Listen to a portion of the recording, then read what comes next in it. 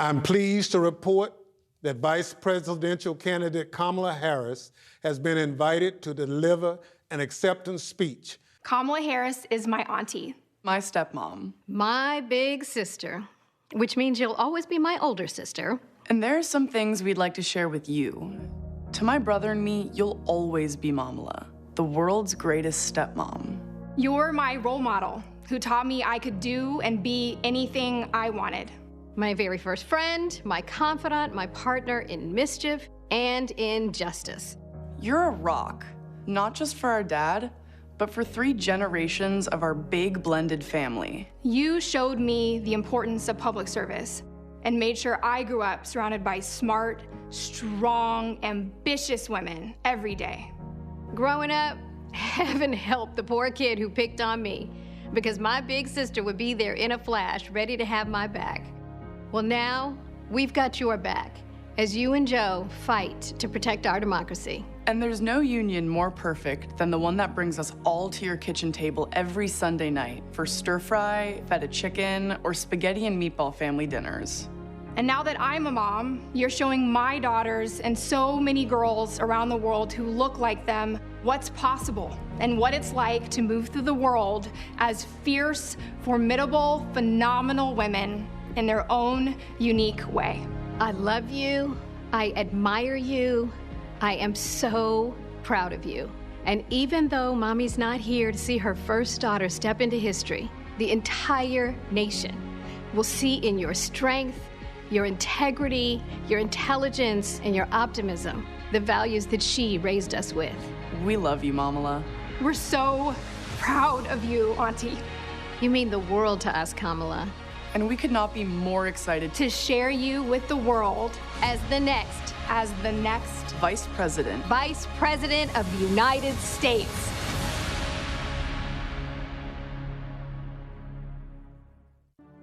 Joe Biden has selected Kamala Harris as his running mate. She is the first Black woman, first South Asian woman to be named on the Democratic ticket. This is an historic pick. Someone who looks like us on a presidential ticket. That's crazy.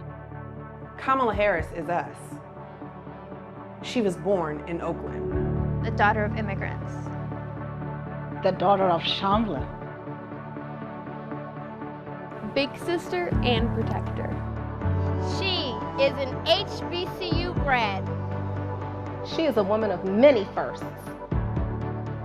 Ella reconoce el trabajo duro. She's a hard worker, a really hard worker. She's brilliant, she's smart, she's tough, and she's got a big future. She's probably one of the best role models. Kamala Harris is like a dream to me. Senator Harris cares about people. There's no doubt about it. When she says for the people, it is in every ounce of who she is. She's for us. She's for us. She fights for women's rights. She fights to end mass incarceration.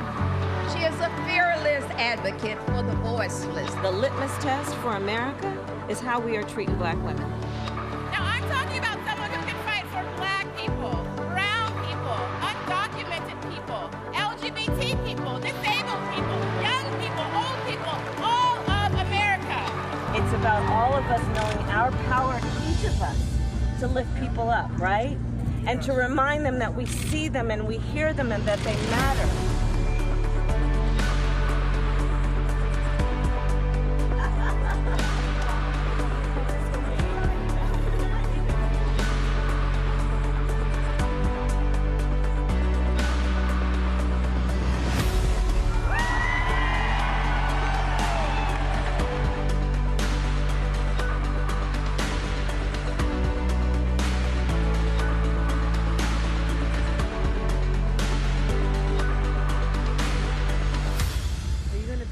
President of the United States?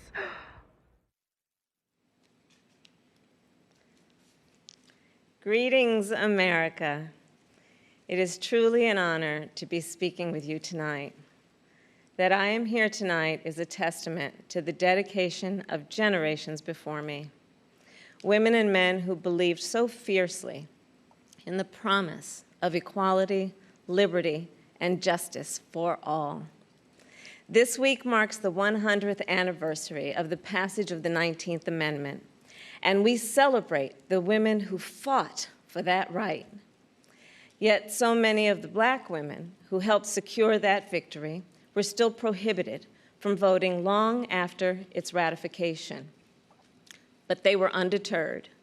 Without fanfare or recognition, they organized and testified and rallied and marched and fought, not just for their vote, but for a seat at the table. These women and the generations that followed worked to make democracy and opportunity real in the lives of all of us who followed. They paved the way for the trailblazing leadership of Barack Obama and Hillary Clinton. And these women inspired us to pick up the torch and fight on. Women like Mary Church Terrell, Mary Cloyd Bethune, Fannie Lou Hamer, and Diane Nash, Constance Baker Motley, and the great Shirley Chisholm. We're not often taught their stories, but as Americans, we all stand on their shoulders. And there's another woman whose name isn't known, whose story isn't shared, another woman whose shoulders I stand on. And that's my mother, Shamala Gopalan Harris. She came here from India at age 19 to pursue her dream of curing cancer. At the University of California, Berkeley, she met my father, Donald Harris, who had come from Jamaica to study economics. They fell in love in that most American way while marching together for justice in the civil rights movement of the 1960s. In the streets of Oakland and Berkeley, I got a stroller's eye view of people getting into what the great John Lewis called good trouble. When I was 5, my parents split, and my mother raised us mostly on her own. Like so many mothers, she worked around the clock to make it work, packing lunches before we woke up and paying bills after we went to bed, helping us with homework at the kitchen table and shuttling us to church for choir practice. She made it look easy, though it never was. My mother instilled in my sister Maya and me the values that would chart the course of our lives. She raised us to be proud, strong Black women, and she raised us to know and be proud of our Indian heritage. She taught us to put family first, the family you're born into and the family you choose. Family is my husband, Doug, who I met on a blind date set up by my best friend. Family is our beautiful children, Cole and Ella, who call me Mamala. Family is my sister. Family is my best friend, my nieces, and my godchildren. Family is my uncles, my aunts, and my chitties. Family is Mrs. Shelton, my second mother who lived 2 doors down and helped raise me. Family is my beloved Alpha Kappa Alpha, our Divine Nine, and my HBCU brothers and sisters. Family is the friends I turn to when my mother, the most important person in my life, passed away from cancer. And even as she taught us to keep our family at the center of our world, she also pushed us to see a world beyond ourselves. She taught us to be conscious and compassionate about the struggles of all people, to believe public service is a noble cause, and the fight for justice is a shared responsibility. That led me to become a lawyer, a district attorney, attorney general, and a United States senator. And at every step of the way, I've been guided by the words I spoke from the first time I stood in a courtroom. Kamala Harris, for the people. I have fought for children and survivors of sexual assault. I fought against transnational criminal organizations. I took on the biggest banks and helped take down one of the biggest for-profit colleges. I know a predator when I see one. My mother taught me that service to others gives life purpose and meaning. And oh, how I wish she were here tonight, but I know she's looking down on me from above. I keep thinking about that 25-year-old Indian woman, all of 5 feet tall, who gave birth to me at Kaiser Hospital in Oakland, California. On that day, she probably could have never imagined that I would be standing before you now and speaking these words. I accept your nomination for Vice President of the United States of America.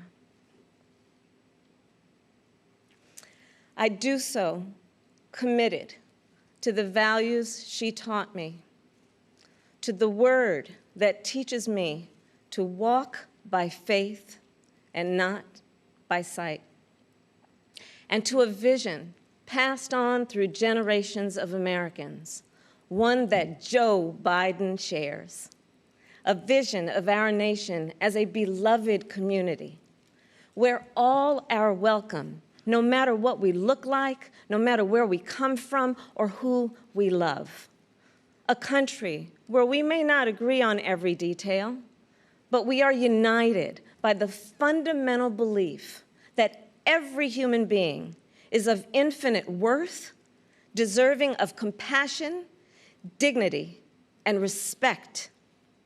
A country where we look out for one another, where we rise and fall as one, where we face our challenges and celebrate our triumphs together.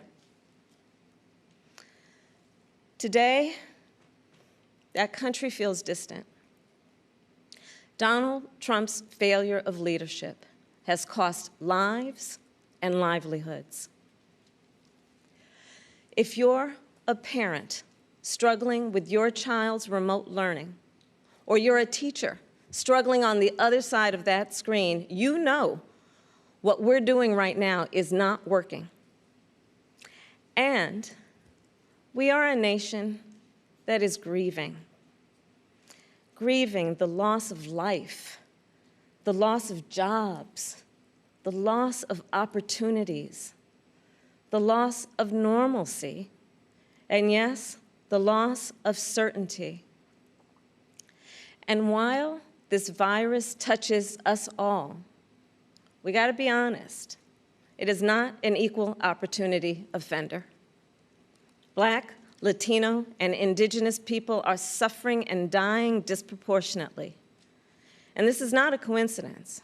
It is the effect of structural racism, of inequities in education and technology, healthcare and housing, job security and transportation, the injustice in reproductive and maternal health care, in the excessive use of force by police, and in our broader criminal justice system. This virus, it has no eyes, and yet it knows exactly how we see each other and how we treat each other. And let's be clear, there is no vaccine for racism. We've got to do the work. For George Floyd, for Breonna Taylor, for the lives of too many others to name, for our children, and for all of us. We've got to do the work to fulfill that promise of equal justice under law. Because here's the thing, none of us are free until all of us are free. So we're at an inflection point. The constant chaos leaves us adrift. The incompetence makes us feel afraid. The callousness makes us feel alone. It's a lot. And here's the thing. we can do better and deserve so much more. We must elect a president who will bring something different, something better, and do the important work. A president who will bring all of us together, Black, white, Latino, Asian, Indigenous, to achieve the future we collectively want. We must elect Joe Biden. And I will tell you, I knew Joe as vice president.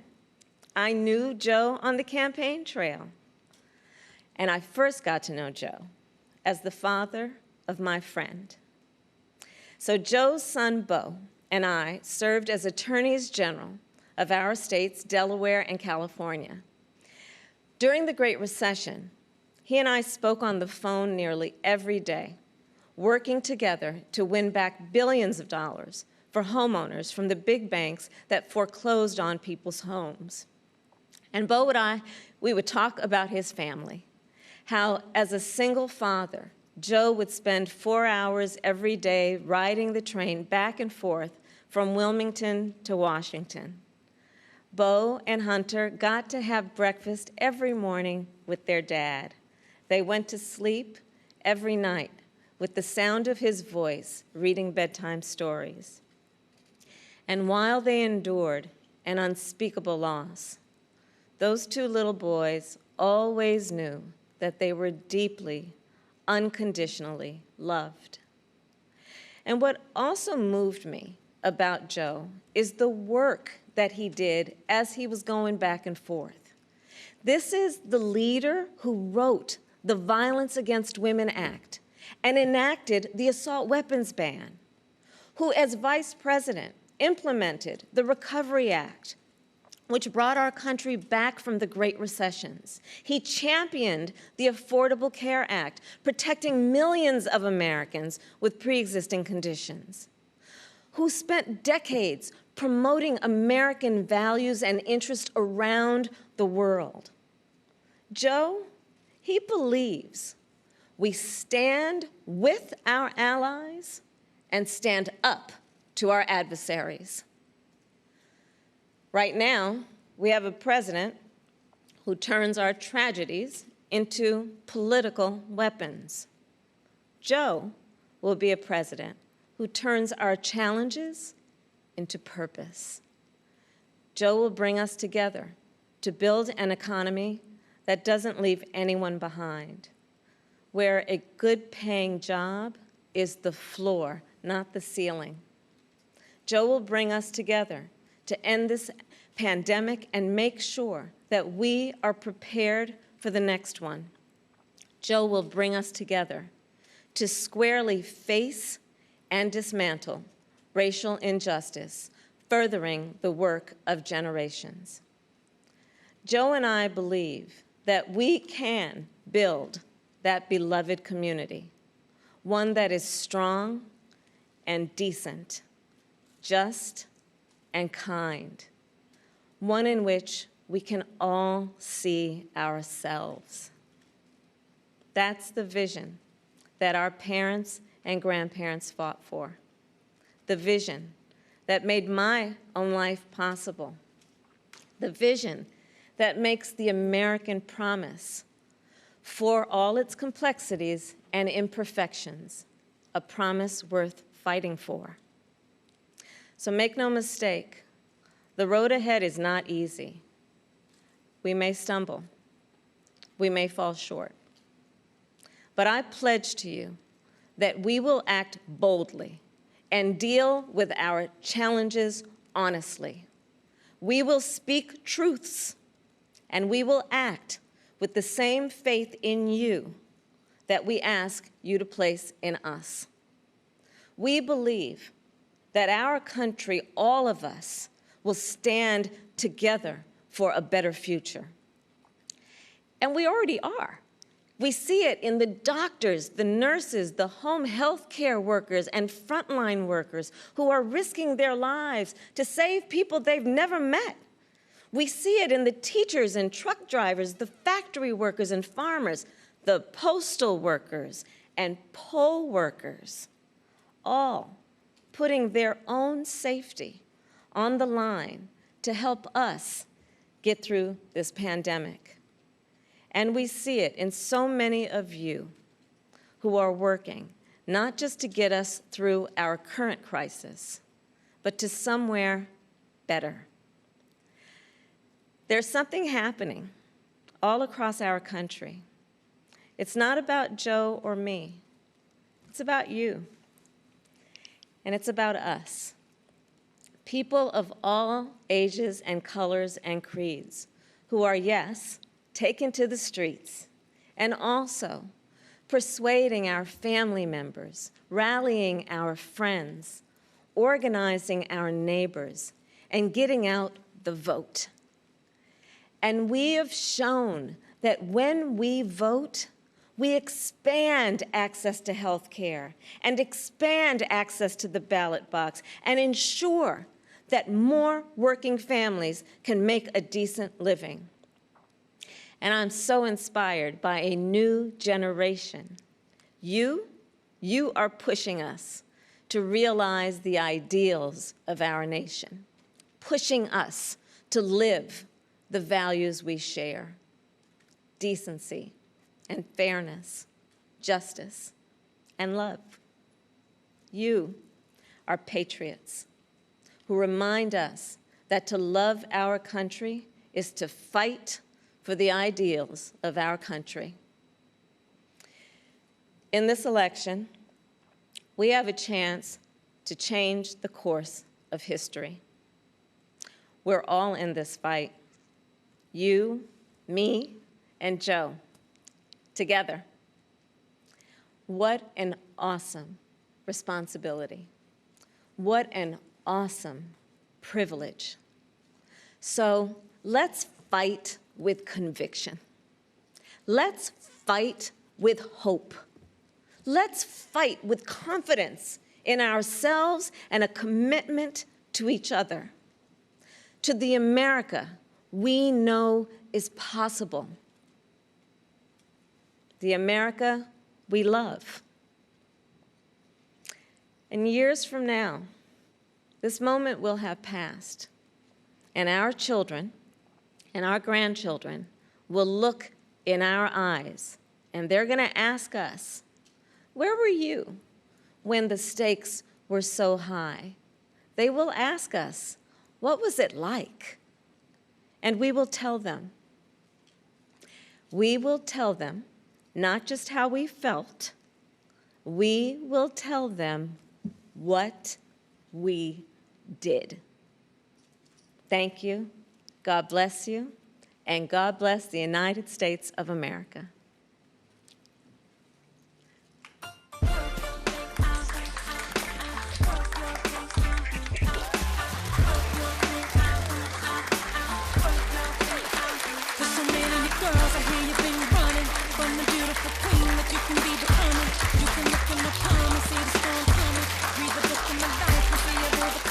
Just because